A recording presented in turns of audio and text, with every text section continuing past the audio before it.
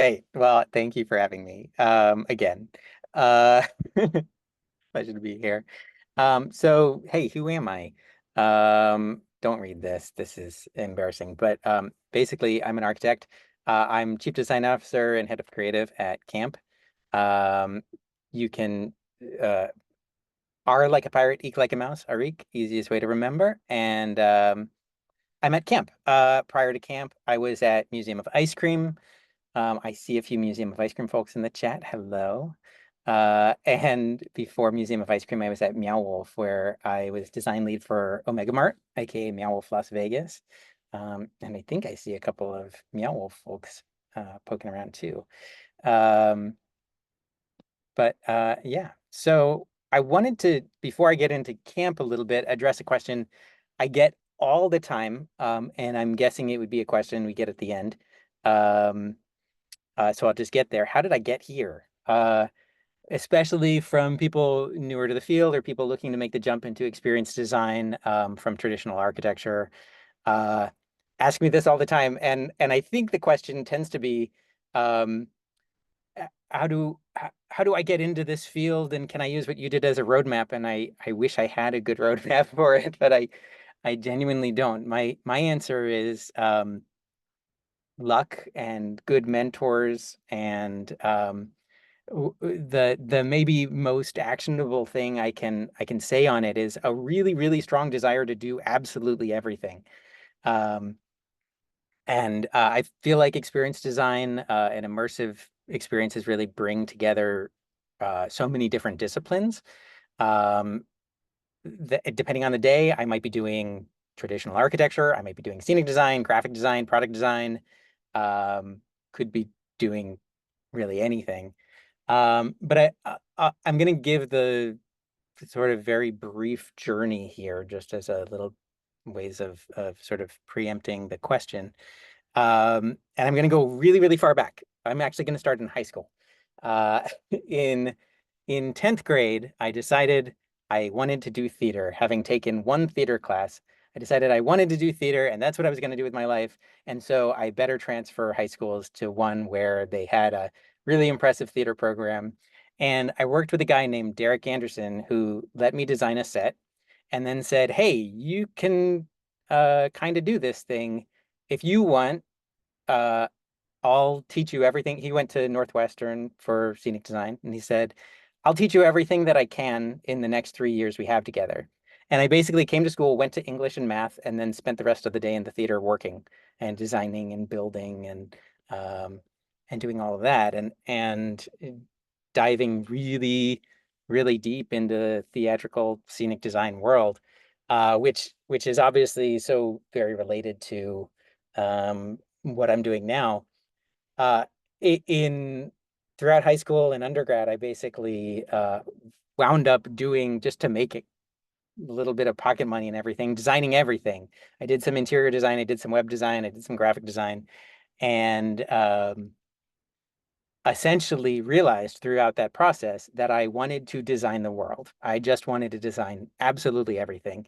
Josh and I were talking earlier today about when I learned that you could make guitar pedals when I was 29 and decided I needed to learn to play guitar before I turned 30.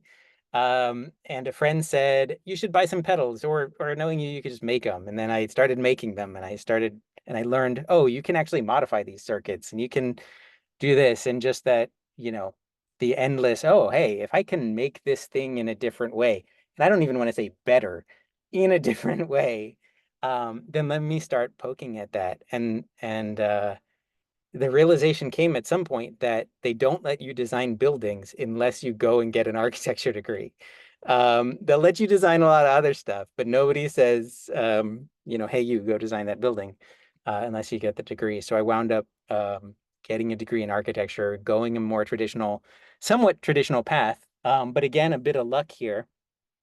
After I finished my architecture degree and getting to the phenomenology uh, that we were talking about earlier, with some amazing mentors like Human Khaliji, uh, who told me about living in Iran and eating the dirt that would make his future architecture studio and all of these things. I followed my future wife to Chicago, and where 30% of architects were unemployed at the time. This was big recession time, and eventually managed to get a job at a firm that did restaurants, bars, and nightclubs and that kind of stuff. And they said, "Hey, your theatrical stuff might come in handy." Um, but I did traditional architecture until basically I moved to New Mexico and wound up in Santa Fe, and fell in with those Meow Wolf folks. And that was really my first moment there where the background from scenic design and all of the learnings of architecture kind of came together and started to be like, oh, wait, here's a world, this immersive experiential world where these two passions and these two things make sense.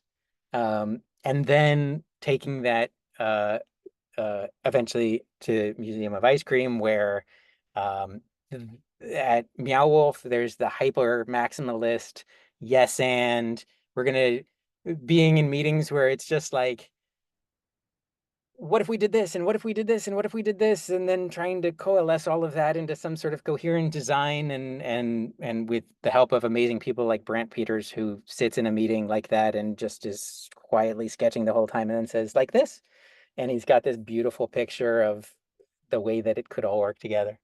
Um, uh, but going from that to then Museum of Ice Cream, where there's a really highly curated and beautiful brand book, and there's an identity there.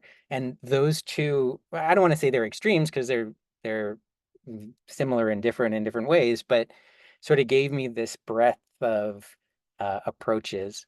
Um, and and anyway, then eventually moving over to camp where now I'm running creative and design, and like I said, getting to increasingly poke my finger into every little slice of design and say, you know what, I actually, along with this experience, what if we made this product that let kids build this wonderful, I'm not actually going to use the right words here because I'm not going to complete the words because it's currently in development and I'm not going to give you all teasers, but build this amazing thing.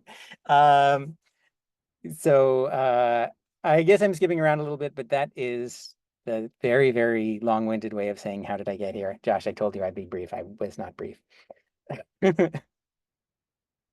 Um, great. So what is camp? I know a lot of you know, and but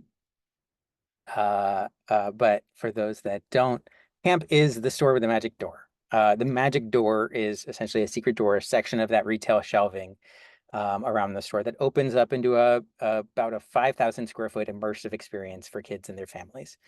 Um, I like to say camp is a place where magic is real and dessert comes first. And got a little, I'm I'm gonna bring down my volume in hopes that it doesn't blast so incredibly loudly, but earlier in the tech run it did, so I apologize in advance, everybody. It stopped.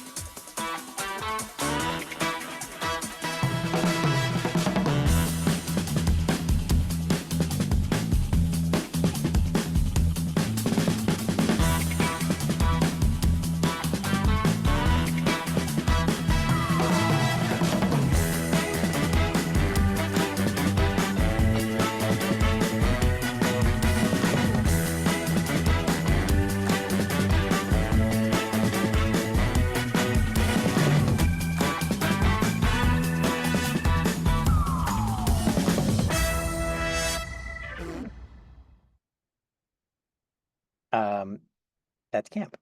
Uh, so we've got stores in New York, LA, Chicago, Boston, Atlanta, DC, and Dallas, and more stores are coming. Um, we've done a ton of different experiences at this point. We've done Mickey and Friends Camp, Little Mermaid Camp, Bluey Camp, Trolls Camp. Trolls Camp is what's currently in New York here. Um, Today I was thinking uh, we could maybe focus in a little bit on Encanto Camp. It's a special show to me. It's in our DC store right now. But I thought we could focus on it. It's special to me, and hey, it won us a THEA. Um, so let's talk about it. I'm gonna show a quick overview so you get a sense of it, and then I'll dive in.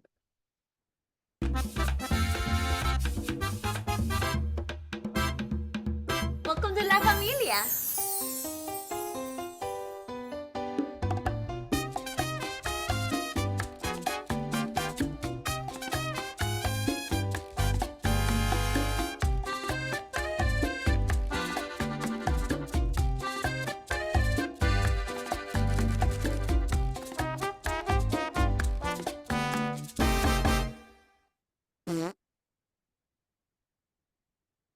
So you can get a little bit of camp's sense of humor. We are all children. Uh, at the end of that. I'm going to talk a little bit about our approach to designing Encanto, and afterwards I'm happy to talk about some of the other shows that we've designed and a little bit into that process as well. Uh, but with Encanto, basically from uh, not even really the moment of go, before the moment of go, we had 4 months to pitch the filmmakers, get the idea approved, design the entire experience, write the narrative, build the experience, cast, rehearse, dress, execute on it, record with the cast, create the marketing, create the merch, collaborate with Disney all the way, stay on budget. And also we still had the rest of our jobs to do, because we're not just doing one of these shows at a time. By the way, I see Andrew in the audience, and he was instrumental in this. There he is. Uh, um, I think one of the important things here that people have been, I get a lot of questions are about the special sauce of what camp does, right? And that's the question here, is like, how do we make Encanto camp? Like, we're not just making Encanto world, go in and it's just Encanto, and it does, there's plenty of places where you go and there's a backdrop and there's 3D printouts or 2D cutouts sometimes of the characters, and you can stand with them and, you know, take your photo. And that's not at all what we do. We're all about play. My older daughter, Encanto, especially at the time when uh, we were designing it, was her favorite film in all the world. And it would it would be these days where I would be at work watching Encanto, going through frame by frame to catch little tiny details, and then coming home and watching Encanto on the weekends with my daughter. And so it was super, super important to get this one right. I mean, especially.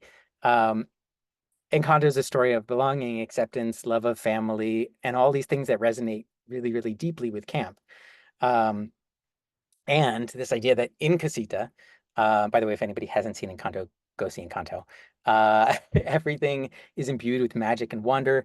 The stair in Encanto turns into a slide. The moment I saw that, I was like, oh, obviously we need a stair that is a slide. Um, and these things just resonate with camp. It's a world of magic and wonder. It's where the environment's alive. Um, so for us, we have to create that. Roof tiles dance when we come in. Um, doors, you hold the door handle and the door lights up. Um, you can change the weather, like Peppa. You hear secrets like Dolores. You explore that. You have open the secret passage to get to Bruno's little hideaway. Um, oop, I will not update the Zoom workplace in the middle of this. Thank you very much. Uh, um, and what it comes down to, and I'll get into the details of the spaces in a moment, but what it comes down to, and is really, really important to me, to camp, is that you're not going to an Encanto experience, or like an Encanto themed space. You are going to Casita. Um, and for weeks after she went, my daughter said, I met Mirabelle. And like that, that's what we need. Magic is real, folks. So Diving in, the first space that you enter here, and you can see the floor plan on the right there. The first space you enter once you come through our magic tunnel is Placita. Welcome to the Encanto. Of course, you come in, you need to see the house in front of you looming large. Um, but the scenically, that's the first thing that greets you. Before that, even you hear the music as you come in and you see the family portrait, and um, you have a little dialogue with a counselor. Oh, also cut off for you. What if I do? Hmm? Does it cut off? Perfect. It cuts off the piece. That's interesting. I did not know that. It cuts off the piece that's off the screen. Well, um, glad it's fixed. And now I have to find my hang on, my notes. There we go. All right. I told Josh before I have no memory whatsoever. Uh um So you hear the music, you talk to one of our counselors, who, and you hear this conversation with Mirabelle, who Stephanie Beatriz did voiceover for us for this, and we get to work with such amazing people. So you come through and you're immediately in this world of song. And then you progress into the courtyard, which is our central hub. This is where it all comes together.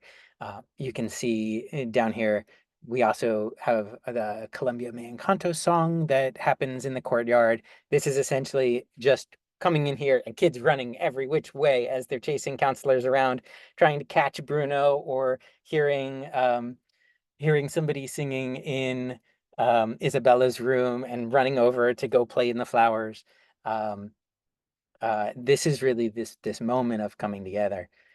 Uh, in Mirabelle's room, which I put early in this, as you come in, this is really a hub and spoke free flow experience, and we can get into different show flows at the end if people are interested in that. But this is essentially a hub and spoke free flow.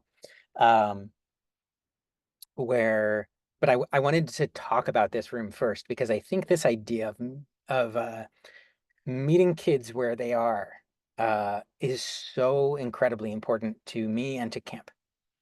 Um, excuse me. Uh, and what that means is we have sensory days and all of that, but it's really about kids need different things. And sorry, I'm actually getting a little choked up about this because it's really near and dear to my heart here. Um, uh, I don't just mean that need different things. Different kids need different things, which they do, but different kids need different things at different moments. Um, excuse me. And the kid who's going and running around in Antonio's room, and you'll see that at the end, and playing in the jungle and going down the slides and climbing and all of that, also needs a moment of just, that moment of coming into Mirabelle's room, and yes, maybe jumping on the bed. My daughter is the only, we made these beds sturdy enough knowing that kids were going to come in and jump on them. My daughter is genuinely the only child I have ever seen come in and start jumping on the beds. Um, but they're there. I don't encourage it, but it is built for it. Uh, but we do story times in here, as you can see on the lower left here. And these moments of just taking a beat. Um, and I just think that's really important to every camp experience, and it's really important to every camp kid, as it is to all of us. Isabella's room is all about performance. There's a song, there's spinning, there's her bed which swings, and this is, it's one of the hits. Everybody loves Isabella, and you pick up the flowers and you throw them, and it's this really beautiful world of just of flowers, and this is really, I think, connected very much to what I was saying at the beginning about when you first come into Placita. This is maybe of all of the songs in the experience, one of those moments that kids really just like hold on to.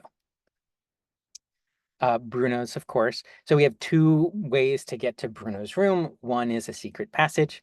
You can see through the monkey bars, and then the other uh, essentially the um, not so secret passage that allows adults who and kids who can't or don't want to go over the monkey bars or through across the pit. Oh, I'm sorry, Andrew. I'm not supposed to talk about Bruno's room. We'll move on. Uh, in Bruno's room, in every room, one of the focuses is on elevating and bringing those details to life, bringing the story to life through the details. And like I talked about, the moment that the stair becomes a slide, I think and unfortunately, it's going to be too small probably to see in some of these, but you'll see when you come these little moments that actually, I guess one of them really is here in this rat telenovela. That is like a brief little, almost throwaway joke in the movie that as soon as we looked at it, we said, "Oh, that's like to our child brains, that's the thing that we were like grabbing onto." Um, that this little tiny moment can actually become a huge moment because uh it's that issue of perspective, right? When we're designing, the number of times that I'm like dropping down so that my eye height is at kids eye height, it's all the time so that I can imagine, okay, well, this thing's going to look a little taller, and similarly the perspective of the film is, especially with younger kids, but even with older kids, and frankly, even with adults, I'm sure all of us can speak to some extent of having this experience that you watch a film and then you talk about it with your partner or with your friend or whoever, and they're like, what did you think of this moment in? And you're like, I don't remember that at all. You noticed this other thing that they didn't notice, and that we can watch the same material and actually come away with completely different experiences of it. Um, and for us, we identified this as one of those moments that is like a kid's going to grab onto, uh, and just became a really fun little play moment for us to elevate. Um, okay, Luisa's room. So we knew we needed Luisa's room. I don't know. I don't actually know if this story is apocryphal or if it's or what exactly. But I believe there is at least rumor that nobody thought Luisa's merch was going to be as popular as it was. So there wasn't enough of it made at first. And then it was like she's the big strong girl, and everybody was like, "Yeah, Luisa, go Luisa, you're awesome." And so all of a sudden, everybody thought it was just going to be Isabella that all the merch was selling for. And Luisa was so popular, and obviously we need a Luisa room. We want to celebrate Luisa. Um, uh, so we created this room that doesn't exist in the movie. And luckily we had from the Art of Encanto book some of the original concept art for it. And with our partners at Disney Animation, we had Ian Gooding, the production designer for Encanto. We had Yvette, the producer, and we had these people that we could speak to about what would this room actually be and what would it look like. And so we pulled these little moments from from throughout, and uh focusing on like activity but also fun and play. And so on the upper right here you're seeing ski boulder, um where you're chucking the rocks and at these boulder themed ski balls essentially. um there was a version, I'll go back a slide, there was a version of Luisa's room where it was really a carnival. Um, and she had a little like very boring room that had a secret passage to this carnival. Um, the uh the donkey corns from her dream sequence, her not dream sequence, but her song with her uh uh pressure, not under pressure, pressure. Under pressure is a different song. Um, and just taking these little whimsical moments and again really elevating them. And then Antonio's room, which is really the I want to go nuts. I need to play. I need to run around kind of a room that really is built around the infinite play structure of Antonio's room um and just getting into that world. What I will add to any future versions of this and when you come, you'll have to look at um the reverse of this. Is actually one of my favorite little things. Maybe I don't know if it's visible in that top left, but there's a moment that you see for about half a second. Maybe it was one of those moments I had to capture going frame by frame through the film where you see the wallpaper in Antonio's room go from a very standard green striped wallpaper with a little floral or a little sort of foliage pattern to it, to that foliage becoming more complicated and then becoming dimensional, and then eventually it becomes the forest. And pulling that and then transitioning it into, or sorry, not without rainforest, and then transitioning it into rainforest is just one of those little details that you know, we wanted to highlight and really give a little moment to. Um, so that's Encanto. We can get to questions in a second. I'm happy to talk about some of the experience with other shows and or guitar pedals or anything, but just to sort of reiterate what I said before, this is about coming to Casita. It's about coming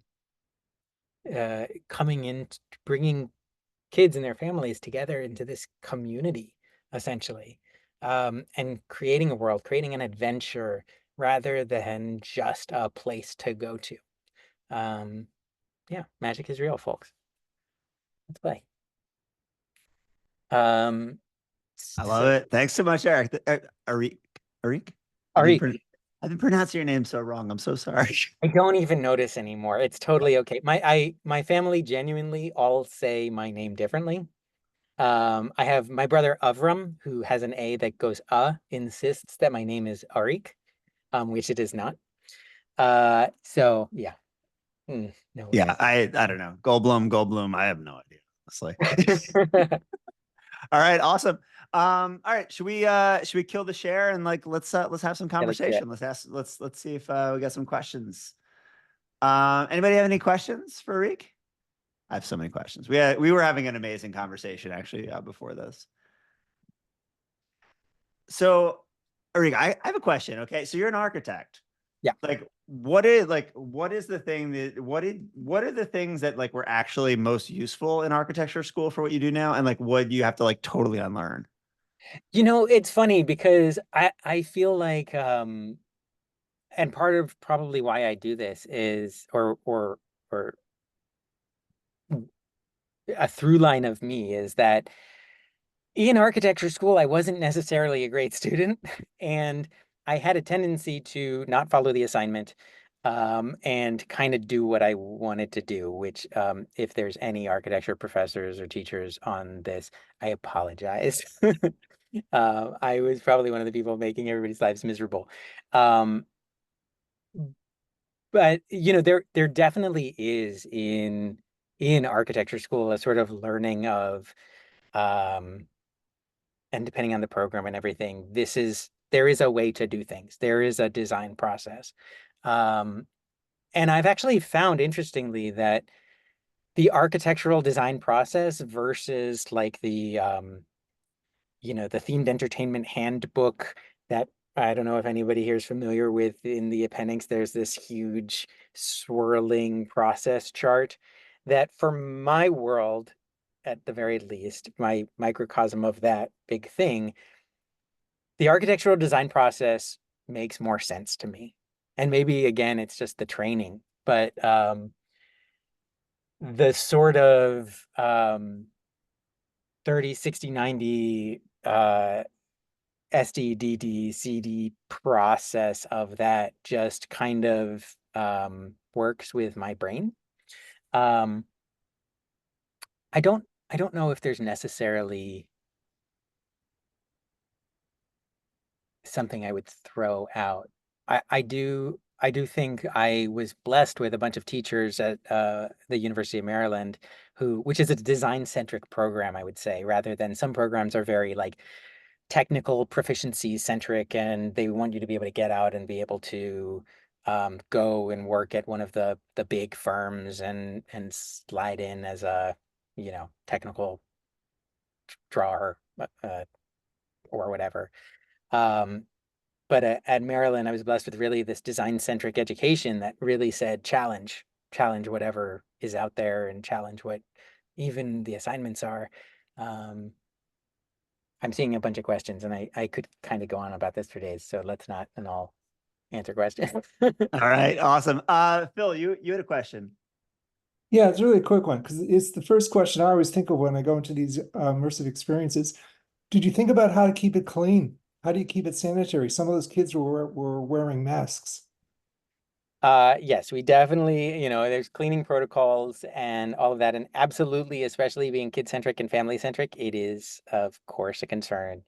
We're looking at air filtration, we're looking at cleaning regimens and all of that. And I have to say, having now been at several different places, designing for several different audiences, including nightclubs, including Meow Wolf, that kids might be the hardest on environments of absolutely anyone. And uh there there was learnings for me, and luckily, we coming into camp, there was already in place this great team uh of people who understood this and could, as I was designing things and as my team was putting things together, could say, actually, we're going to just beef this up a little bit, and we're going to tell you, hey, and coming to Josh's question before, coming from architecture, one thing that, not necessarily in architecture school, which tends to be a lot focused sometimes on, you're the architect, you're like in charge of the project, you need to be the leader of whatever and blah, blah, blah, blah, blah. But actually working in the field and having people like John Barton as mentors who say, the best thing you can do is go and listen to the people around you who have been doing it for longer than you. And especially the guys who are actually building the thing. And that was my experience with those questions of cleanliness and durability and everything coming in. So listening to them. Awesome. James, you had two questions, but mash them together. Ask a question. If you mean me, I think I had quite a lot more than that. I had loads. And just it's so much. It's so interesting. Two that Thank I you, found. Two that I found. Arik.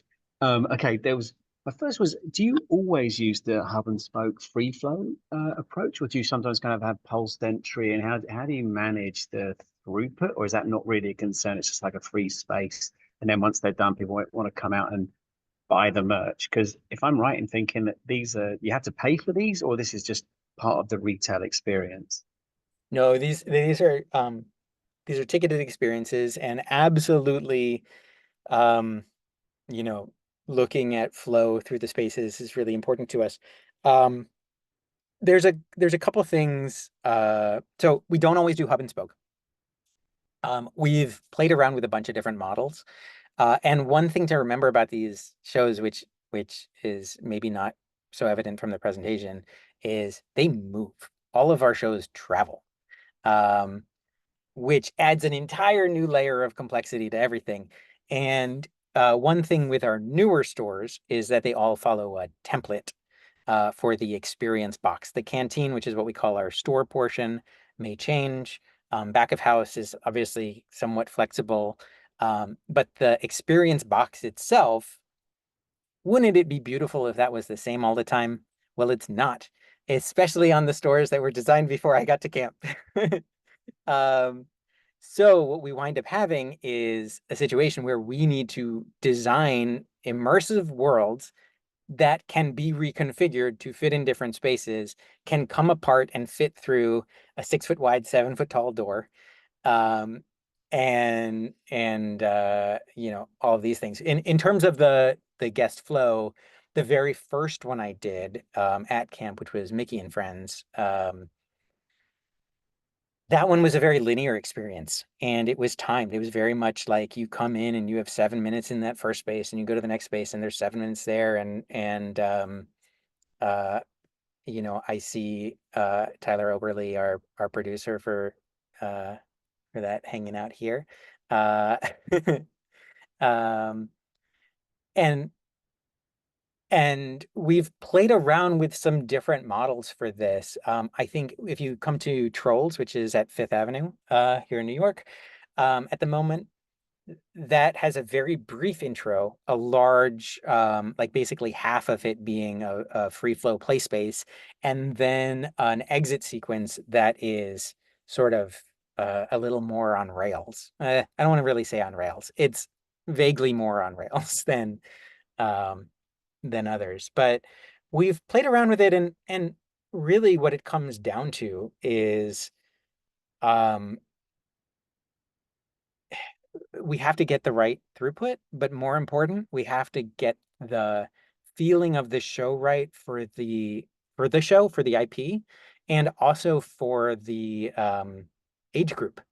Uh like if an IP is really geared towards more like the 3 to 6 crowd versus a 6 to 10 crowd, or 4 to 8 or whatever, the patience is different, the focus is different, the willingness to sit through a counselor performing when Josie was younger, my older daughter, when she was younger and went into Mickey and Friends.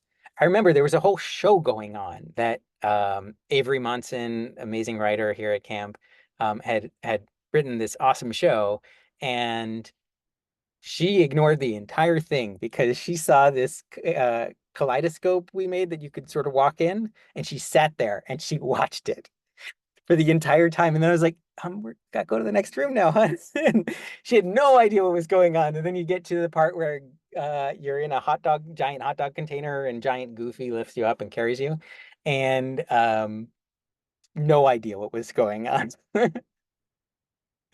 um, so But there's no one model. It's always focused around the age of the kids and the IP. Sorry, yeah, yeah, essentially, okay. yeah. And the only thing I would say is that one thing we have discovered is that a linear show is very difficult to do in a traveling format.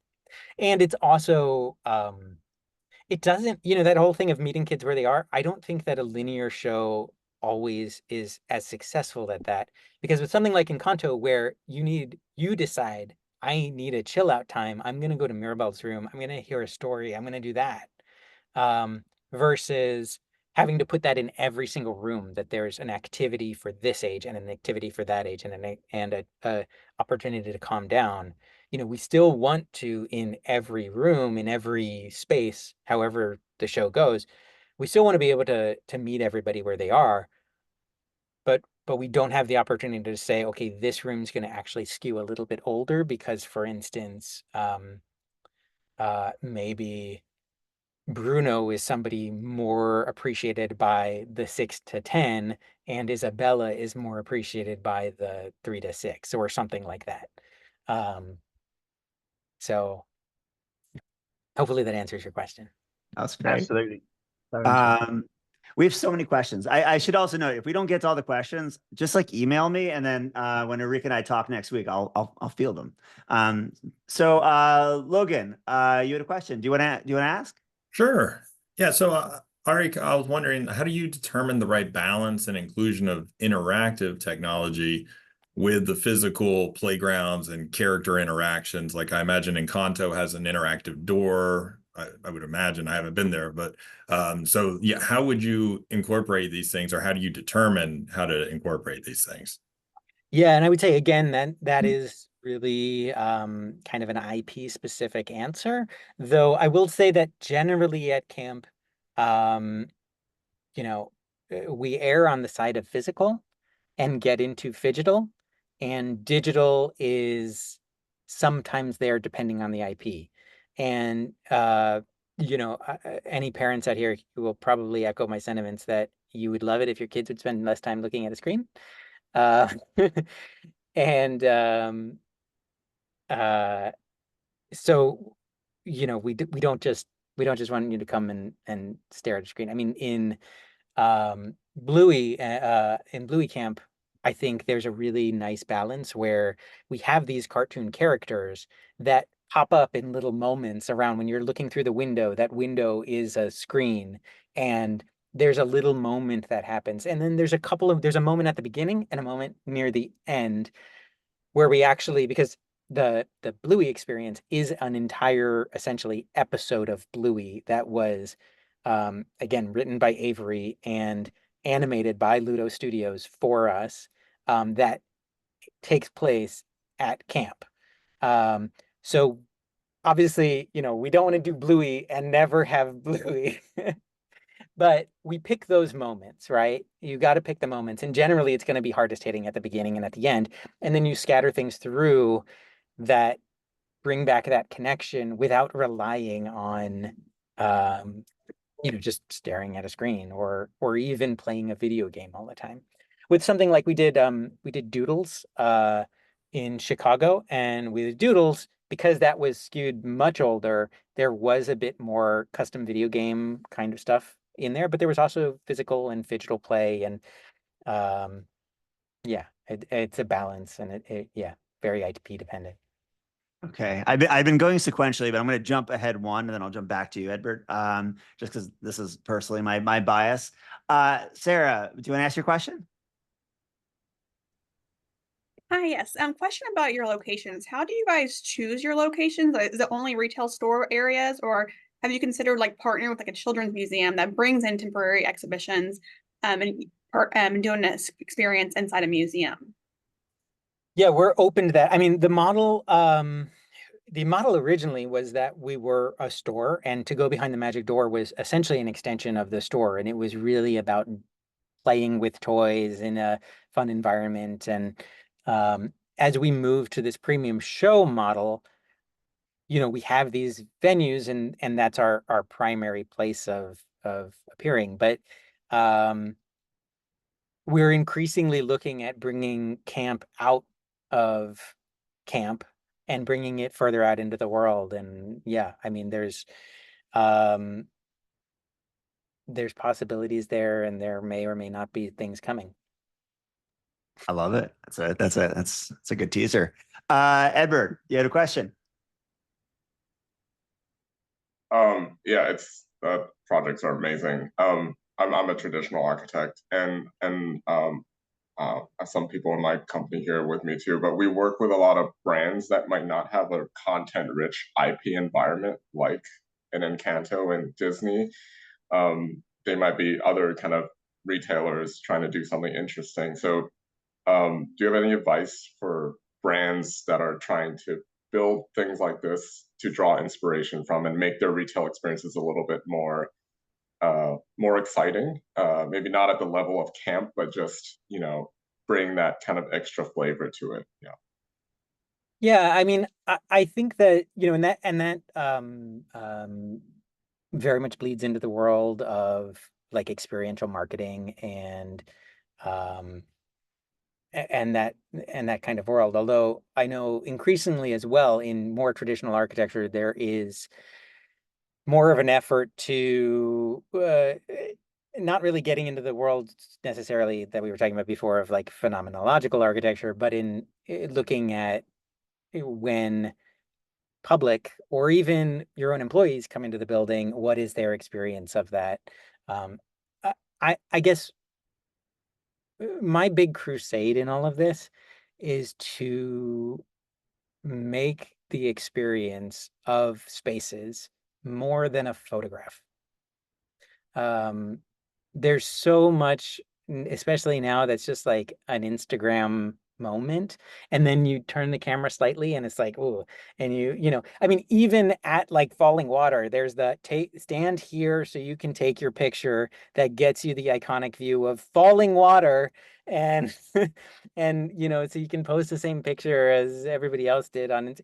And that's my biggest piece of advice, really, is look beyond purely visual. I will say, one of the it